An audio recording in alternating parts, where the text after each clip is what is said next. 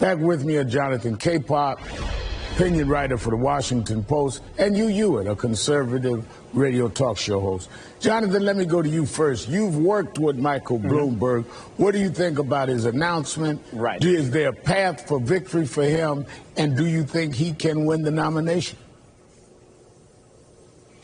Okay, well, yes, I worked on Mike's first campaign for mayor as a policy advisor. The question I have is it a viable strategy to skip Iowa, New Hampshire, Nevada, and South Carolina and still win the nomination? And the second and the most important thing is, will he be able to get black votes? And stop and frisk, the police policy in New York during his 12 years as mayor that stopped and frisked millions of African-American and Latino men. There are people in the city who lived through that. It was very traumatic.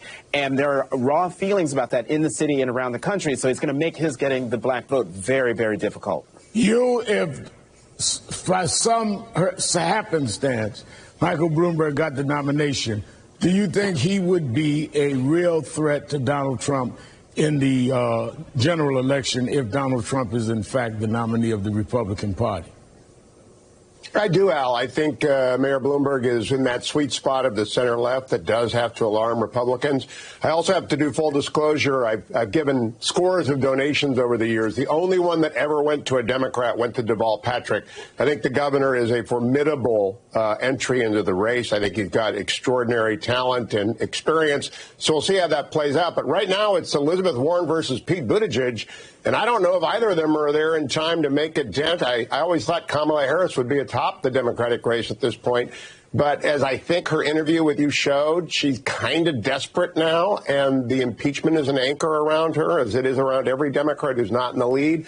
I'll watch Deval Patrick and the mayor very closely. But I think we're frozen in the Warren Buttigieg choice. Do you think Deval Patrick, because he's not waiting to go to the other Super Tuesday states, him coming in early, do you think he has any way of catching up you since you have written him a check? Not for this campaign. I do. I think that the more people see him on the stump, particularly outside of Iowa, he already is well known in New Hampshire because of the New Hampshire media market is dominated by the Boston stations. I think he'll do well in South Carolina. I defer to Jonathan and you on the Democratic Party. I just look at his resume and say he's formidable, and his backstory is very, very compelling.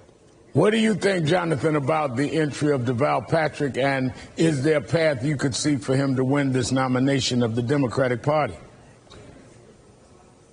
Well, he has a great resume and a great backstory, but the question is he getting in too late? There was a devastating picture out of Atlanta where he had to cancel an event at an HBCU that had nobody there in attendance. And so how can you get people to vote for you if you can't get people out to come see you and hear your message when there are already 18, 19 people running for president? And as we've seen from poll after poll, people are kind of gelling around the candidates who they like. And so the big hurdle for Governor Patrick is to get his message out, get in front of people so that they can see him. And we've got a December debate coming up. He's not going to be on that debate stage.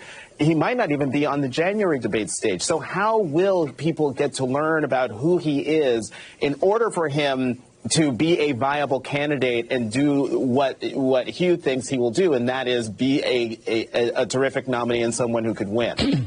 Hugh, let me ask you, I'm out of time, but let me ask you, who do you think is the most formidable candidate of the Democratic 18 that would give Donald Trump the most trouble in a general election? Hands down, Pete Buttigieg. Not because he's just the smartest, but because generational change has always worked for the Democrats with Jack Kennedy, with Barack Obama. Mayor Buttigieg is the candidate of generational change. I think he's the biggest nightmare for the Republicans. All right, and we'll have to leave it there. Jonathan Capehart and Hugh Hewitt, thank you both. Always good to have both of you on the show. You keep it exciting. I mean, dull. I mean, exciting. Up next.